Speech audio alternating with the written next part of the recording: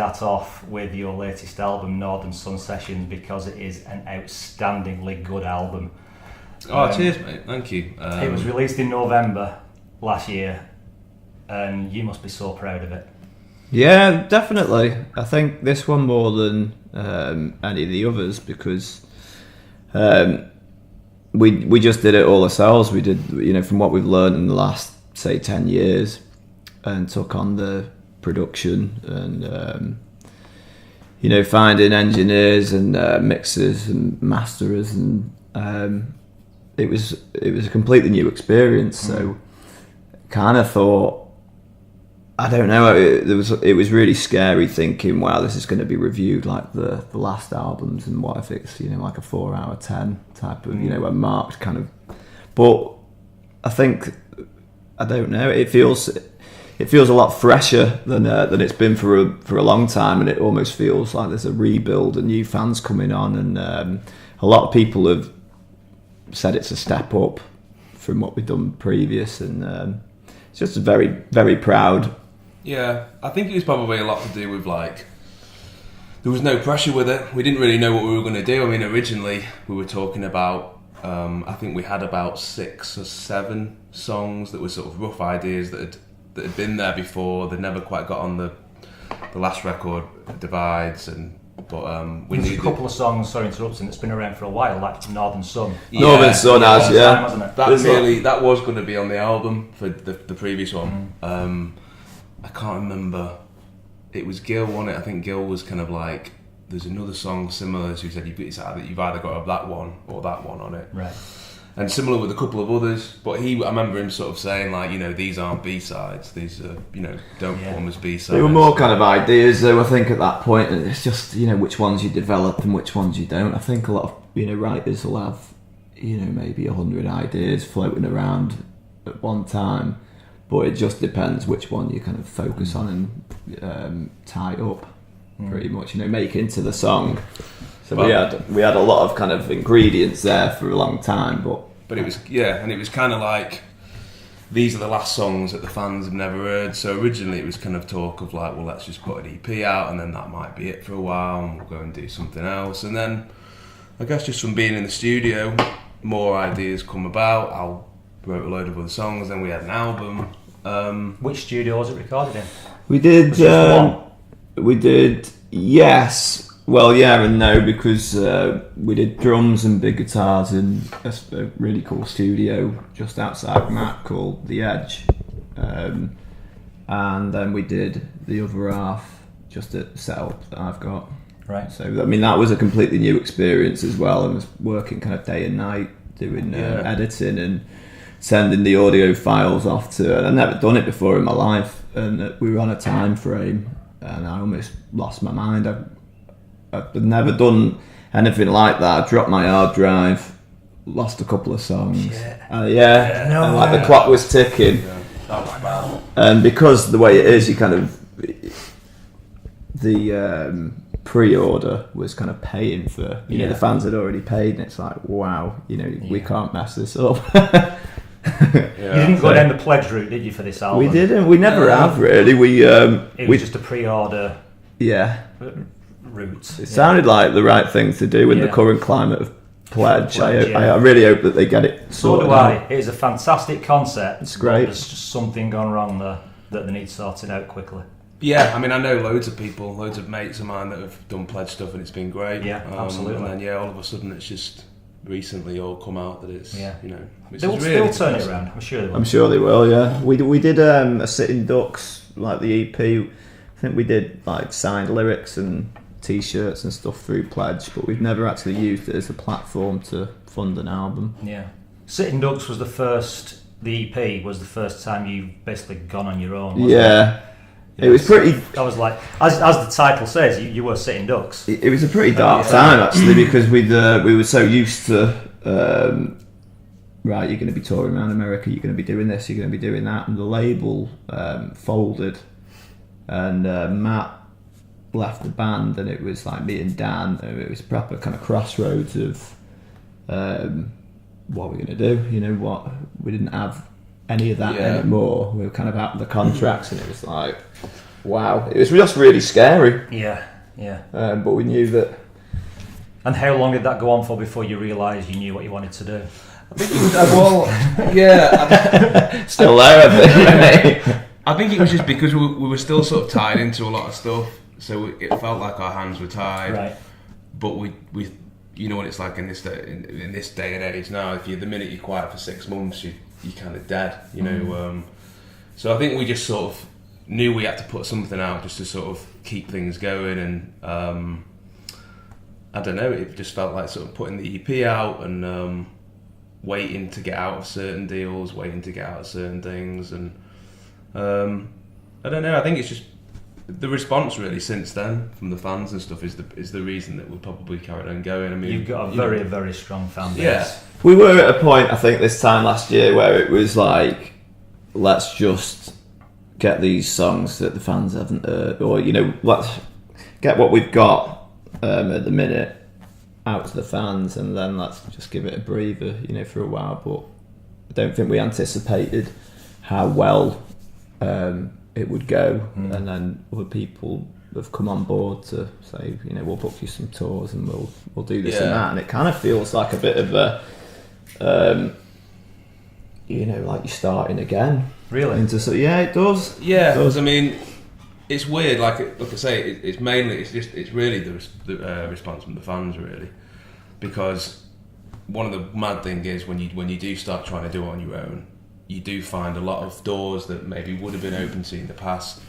They don't want to deal with you because it's kind of like you're doing it on your own, which is sort of against the club, if you know what I mean. Yeah. So, doing your own, trying to book your own gigs or just trying to get certain things, a lot of the doors just get closed on you. So it's. I don't think a lot of people like to deal with musicians directly either. Do you know what I mean? Because they can't be. They can't probably be honest. Manipulate you as much. Well, probably not now. And they're not going to say. They're more likely to say to a manager, we're not doing that. That song's crap, or that. When they'll do it for £100 type of thing. Rather, they're not going to say that to your face. No, exactly. But if you were still with a record label, you wouldn't have made an album as good as Northern Sun Sessions. I don't think we would have been allowed to make it. No, exactly. Done it. Which is, again, I think that's one of the things that I love most about this record. Like, one of the things on all the previous 2 albums, as great as they are, exactly, I think they're amazing. I always used to say I preferred Al's voice on the demos that he'd done at home in his own bedroom to how the final one. I don't know why, I just always did. So on this record, it was like, you've got to do all the vocals in your bedroom. So, that was one of the things we got some money together, we bought a really decent mic, and then all the vocals on that album is all done in Al's bedroom, and I think to me they're the best sounding ones. Is it a detached house? It luckily is, yeah. Because your vocals at the end of All Fall Down, your neighbours wouldn't have been happy That's at that. It, yeah. Well, you had me stand outside to test it, didn't you? Like, just see if you can hear it. It's embarrassing, it because if you've got no concept of like if it's just some guy in a bedroom with that screaming going on. All you can hear you'll get through your headphones. As long as they know it's me and not someone who got tied up in there. I love a good vocal in a song. I mean, one of my favourite songs is Gimme Shelter, for the female vocal in that song. It is just one of the most amazing things I've ever heard. And your vocal in All Fall Down, it just blew me away. Well, it's funny you should mention Gimme Shelter, actually, because you listen to it, it's like a beautiful recording, but you listen to it now, and a lot of it's loose, and it's maybe out of time here and there, and it's a bit out of tune, and it's perfect in its own, because there's no such thing as perfect, and it's but now music is just auto-tuned, and it's kind of, you've got the grid and like snares and move to make it kind of perfectly in time and perfect. We didn't do any of that with this album, and we didn't use any kind of auto-tune. We didn't tweak anything like that, so it's kind of, it sounds great sonically, but it's very raw in another sense, which we probably wouldn't have got away with otherwise. And also, I think when me and Dan first met and first started jamming, it would be, because there's so many influences going on the idea that the songs would be doing something, but then they'd go into something completely different, and there's quite a lot of that going on in Northern Sunset. Like it's almost like two songs. Yeah, exactly. Yeah, you hit the nail on the head there. Yeah, we used to do that when we first started writing, and then you get involved with producers and labels, and it's like, look, this isn't coherent. You need to focus on the hook or the whatever. But this was like more, this is what we think and this is what we feel, and somehow it's translating better than it ever has to fans and certain other media outlets who have kind of said this is definitely the best work that you've ever done. Yeah, it is. I didn't think you could get better than King of Conflict because I love that album so much. Yeah. But it's better. Yeah, cheers, man. Yeah, nice one, man. Yeah. Nice one. What was it like not working with a producer then? Because obviously they would have some. You worked with Toby Jepson and Gill Norton. Yeah. They would have had some input. It was really scary, but it's kind of 50%, maybe 40% scary, 60% I thought it was amazing because I know Dan was. Like, I'm a massive fan of Dan's drumming, and he's probably always been told to maybe calm certain things down, but I was like, no, put more in, put more fill, and it's like, that's ridiculous, it's like, no, put it, and it's kind of just what you want, that's what Danny is when he's live, and it's what, just try to, calm none of that down, and I think that's the thing. There's loads of stuff on this album that if we had worked with somebody else, it wouldn't have got on the album. It would have been changed because I don't know. When you have a producer, you have to take diction and take their advice. Otherwise, what's the point in them being there? So, less chefs, I guess. I feel like maybe that's always sometimes been. We learned an incredible amount on the way, and it wouldn't have been possible had we not worked with the people that we've worked with. But I think something will get to a certain point that it's good enough, and then it just becomes subjective. It becomes into people's preference. Everything's subjective. Everything in the world is subjective. Yeah. But some of them it's got to have the skeleton. It's got to kind of be. Like I say, you work with Gill Norton, so you can't get any better than having Gill Norton produce an album. Absolutely. I mean, that was. That came about really because we'd worked with a couple of other guys and it hadn't really worked out, and then the label just said, right, the three of you go away and just write a list of your favourite, who you'd love to work with. So we just went through all our old record collection and was like, which of our favourite albums, and we all had Gill Norton. Pixies, Foo Fighters. I think there was a Gomez album as well that Gomez, I remember me and my brother would listen back in the days where you actually spent the night, listening to an album fully, and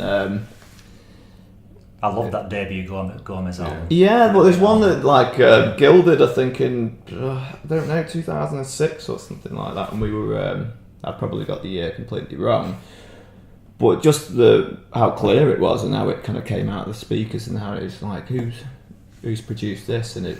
Just stuff like that, and Colour in the Shape and the Pixies records, and I think again with Dan's drumming, I always want to hear exactly what he's doing, and Gill's just got that amazing way of, I don't know whether it's layering or it's not muddy, or you can hear the intricate kind of patterns of stuff. I think it was just really interesting to see how it worked as well. Like, it was completely different to how we did the first record. I think.